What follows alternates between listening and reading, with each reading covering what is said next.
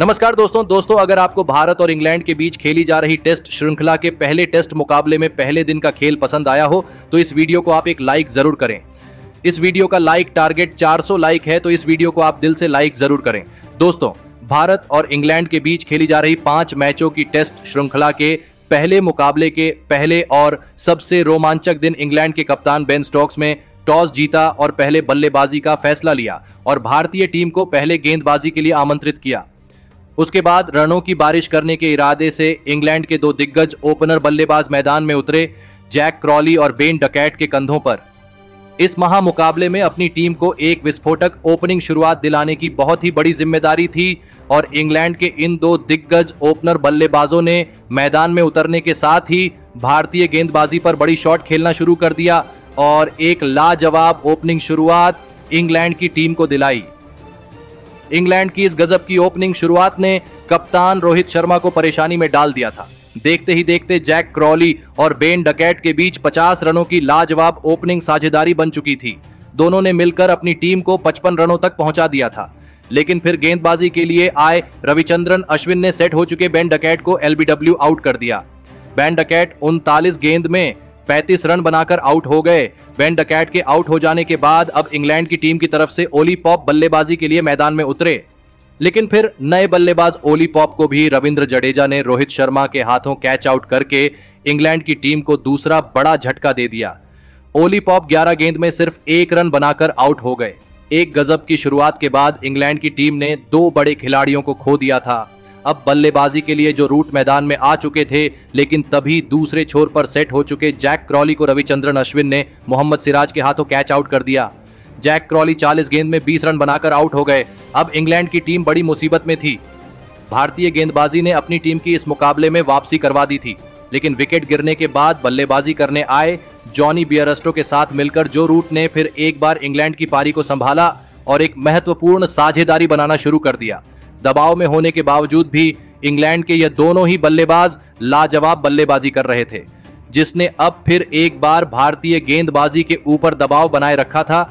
इसी बीच दोनों की अर्धशतकीय साझेदारी भी पूरी हो चुकी थी। दोनों ने अपनी टीम को 121 रनों तक पहुंचा दिया था, लेकिन फिर सेट हो चुके जॉनी बेयरस्टो को अक्षर पटेल ने क्लीन बोल्ड कर दिया। जॉनी बेयरस्टो 58 गेंद में से 30 रन बनाकर आउट हो गए। भारतीय टीम को एक महत्वपूर्ण विकेट एक नाजुक मौके पर मिल चुका था। अब विकेट गिरने के बाद कप्तान बेन स्टोक्स मैदान में उतरे, लेकिन दूसरे छोर पर सेट हो चुके जो रूट को इसी बीच रविंद्र जडेजा ने जसप्रीत बुमराह के हाथों कैच आउट कर दिया।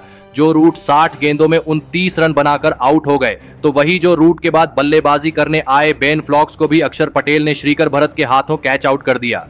बेन फ्लॉक्स 24 गेंद में 4 रन बनाकर आउट हो गए। अब इंग्लैंड की टीम पूरी तरह दबाव में थी। भारतीय स्पिन गेंदबाजी अपने असली फॉर्म में वापसी कर रही थी, लेकिन फिर विकेट गिरने के बाद बल्लेबाजी करने आए रेहान अहमद के साथ मिलकर इंग्लैंड के कप्तान बेन स्टोक्स ने भारतीय गेंदबाजी पर पलटवार करके दिखाया और विस्फोटक बल्लेबाजी करना शुरू कर दिया, जिस वजह से भारतीय गेंदबाजी परेशानी में दिख रही थी। लेकिन तभी भारतीय कप्तान रोहित शर्मा ने जसप्रीत बुमराह को गेंदबाजी पर बुलाया और जसप्रीत बुमराह ने आते ही रेहान अहमद को श्रीकर भरत के हाथों कैच आउट कर दिया। रेहान अहमद 18 गेंद में 13 रन बनाकर आउट हो गए, लेकिन रेहान अहमद के बाद बल्लेबाजी करने आए टॉम हार्डली ने भी इसी धमाकेदार अंदाज से बल्लेबाजी करना जारी रखा और अपने कप्तान बेन स्टोक्स के साथ मिलकर एक महत्वपूर्ण साझेदारी अपनी टीम के लिए बनाई। भारतीय गेंदबाजी और भारतीय कप्तान के लिए ये निचले क्रम के खिलाड़ियों द्वारा बनाए गए रन चुभ रहे थे, लेकिन तभी रविंद्र जडेजा ने टॉम हार्डली को भी क्लीन बोल्ड कर दिया। टॉम हार्डली 24 गेंद में 23 रन बनाकर आउट हो गए, लेकिन अभी भी बेन स्टोक्स मैदान में थे और फिर कप्तान बेन स्टोक्स ने भी अपने हाथ खोलने शुरू कर दिए। बल्लेबाजी के लिए आए मार्क वुड के साथ मिलकर फिर एक बार बेन स्टोक्स ने भारतीय गेंदबाजी छक्के चौके लगाना शुरू कर दिया। बेन स्टोक्स को रोकना भारतीय गेंदबाजी के लिए मुश्किल हो रहा था।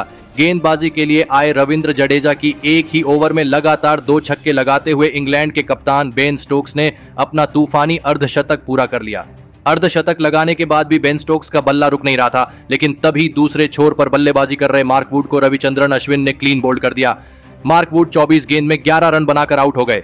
अब बेन स्टोक्स का साथ देने जैक लिच मैदान में उतरे थे, लेकिन बेन स्टोक्स अकेले के दम पर ही इंग्लैंड की पारी को आगे बढ़ा रहे थे।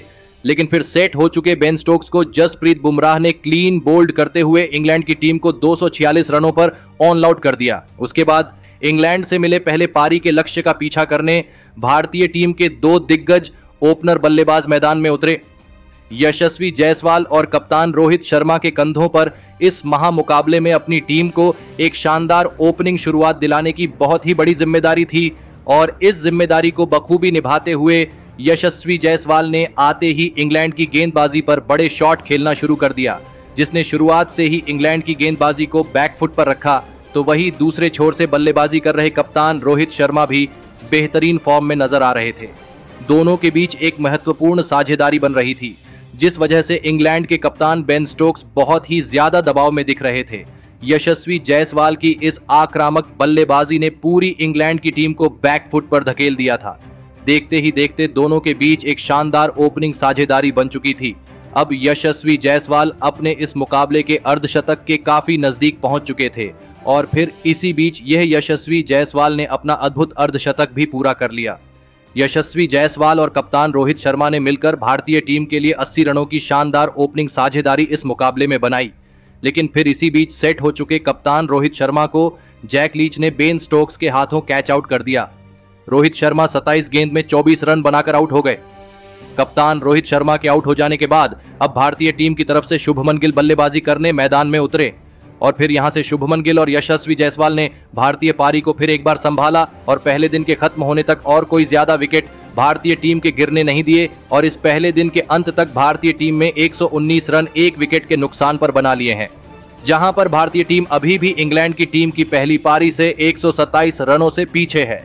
दोस्तों, इस पहले टेस्ट मुकाबले के पहले दिन भारतीय टीम की गेंदबाजी से लेकर भारतीय टीम की बल्लेबाजी ने भी गजब का प्रदर्शन करके दिखाया, लेकिन खास करके दोस्तों भारतीय टीम के बल्लेबाजी के नौजवान हीरो यशस्वी जायसवाल ने इंग्लैंड की गेंदबाजी के घमंड को चकनाचूर करते हुए विस्फोटक पारी खेल के दिखाई और इसी के चलते अभी भी भारतीय टीम एक मजबूत स्थिति में है।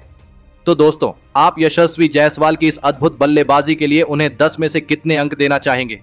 आप अपनी राय नीचे कमेंट में देना बिल्कुल भी ना भूलें। धन्यवाद।